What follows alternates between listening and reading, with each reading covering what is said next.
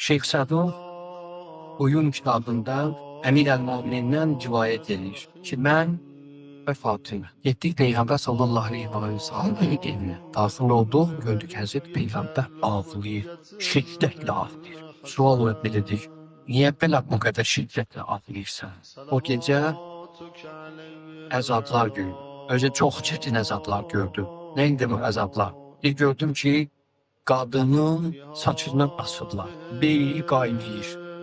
Gördüm ki, qadının dilindən asır. Sonra nə gördüm? Gördüm ki, əllərlə və ayaqları bağlanıb, əllərini ayaqlarına bağlayırlar və onları ilan, əqrə, onları yiyir.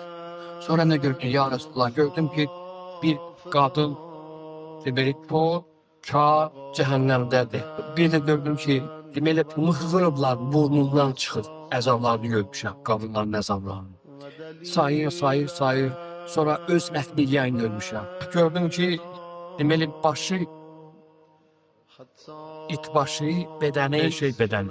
Xanım Fatimə Zəhra sallallahu aleyha sual edir. Atacan, bunlar niyə görə bu gördüyün şeylər əmələ gəlir? Niyə ya Resulallah? Dedi ki, o Peyğəmbər sallallahu aleyhi və səlləm sayır. Qızım, o qadın ki, gördüm ki, saçlarından asılı. O qadın saçlarını naməhrəmdən gizlətməmişdi.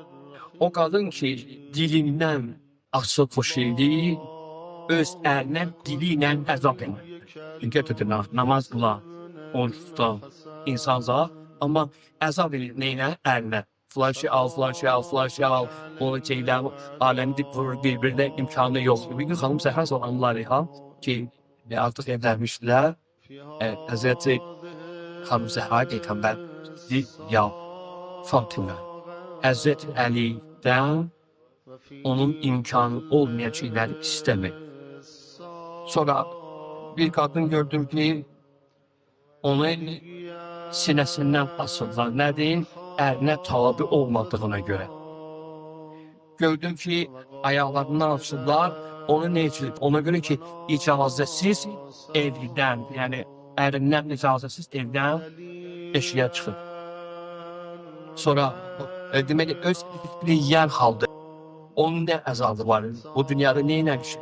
Deyir ki, o özünə, deməli, qaşını, gözünü və özünü bəzədir, başqaları üçün özünü bəzəyirdi və bayına çıxırdı. Eşiyə çıxırdı, küçəyə çıxırdı, qonağa gedir.